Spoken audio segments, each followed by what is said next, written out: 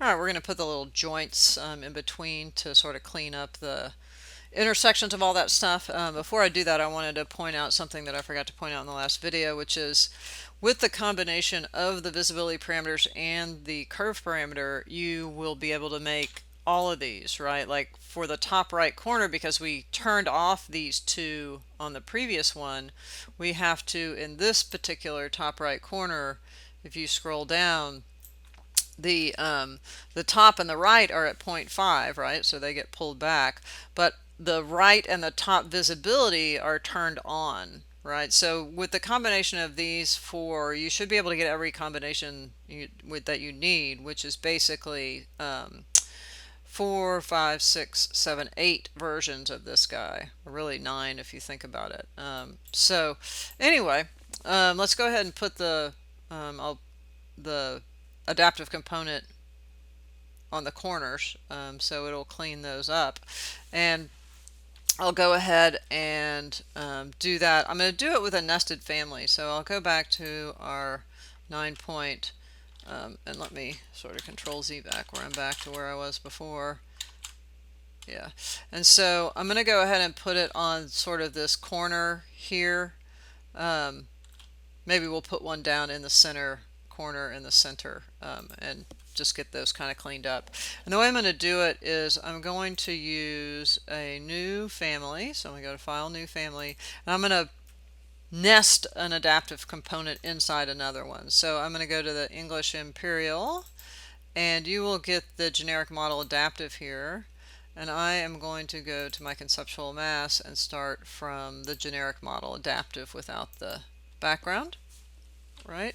And it's going to be really simple. I'm going to put one point out and I'm going to window around it, and I'm going to make that adaptive. And then Revit, you can go to Insert and Load Family, and Revit in its Imperial folder has a mass folder, and in that mass folder is a sphere. And you can just open that, and it will load it into your family, and you can expand it over here and get that mass and the sphere and pull that sphere out here and plunk it down onto there. Now that's not enough to actually stick it to the point, right? So we have to do a little work. So I'm going to go to my reference level, and I'm going to use the align command. So I'm going to align with the reference with the adaptive point. So I'm going to tap until I get that adaptive point plane, the sphere plane, and it should come up for you, and I'm going to lock it. I'm going to do the same thing for here, and then I'm going to go to my front elevation, and I'll go to wireframe here so we can see the point, and I'm going to align with this. I have to tap my tab key in there, that, right? So between those three, it should keep it on the point. It does some pretty weird stuff. So if you do all that and you go to 3D and you're like, oh great, now and you move it, it starts to change size, which is pretty weird. But to keep it from changing size, you can pick it, and it has a little radius parameter here, and just assign a parameter to that. So I'm going to go to new parameter, and I'll assign sphere radius.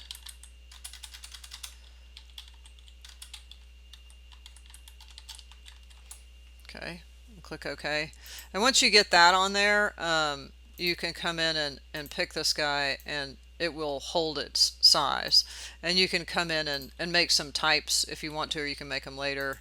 Let's just make this 1 foot for now. It's pretty big, right?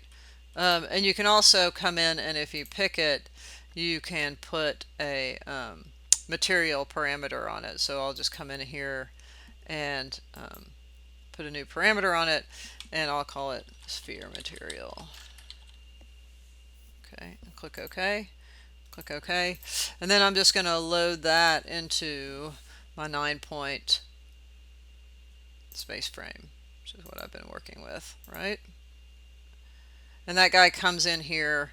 I'm just going to hit escape a couple of times, right? And Is this the one I'm working in? I think it is. Let's double check. Yeah. Okay. So so what I want to do is we'll place one sort of down here, and then maybe one um, on this corner. So I tend to like to come in and hide things so that are in my way. So I'll just come in and grab these things, and I'll hide those elements to get them out of my way. And then I'll just get rid of the dimensions. I don't really need those right now, so I'll hide that category.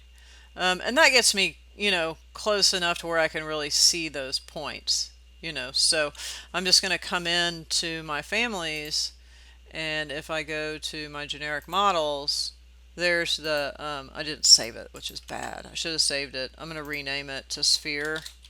So please save it and be, my spelling is just not on today. And then I'll rename this one sphere as well. Okay. And then you can drag this guy in, and we'll place it right there, right? And then we'll place it right there. You may not need to do that, in terms of hiding everything, but sometimes it's nice. So now we've got those guys. This guy maybe doesn't need to be quite so big, so so maybe I'll take this guy and edit type and duplicate it, and I'll name it sphere 2, and we'll put that maybe at, let's see, maybe 6 inches. I don't know, that might be too small. Oops, not 6 feet. Yep, that's way too big. So let's do 6 inches and see what that looks like. Too small. So we'll put it at 8 inches. That might be enough. Click OK. Right, so you start to get that, and then maybe this one could be the 8-inch one too. It looks pretty big, but let's see. We'll just flip it out for the 8-inch one. See what that looks like. So you start to get a little bit. You may not need one down there, so it's up to you, where you want to put these guys. But you can test and see if it's sticking, right? And it is. And so I'm going to go ahead and set this guy current and click OK, and then load into project.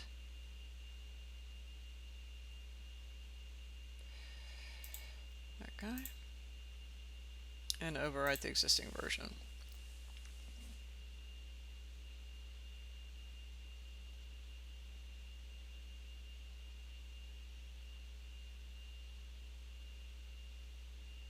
Right, and you'll see those little balls come in, right, where we put them in.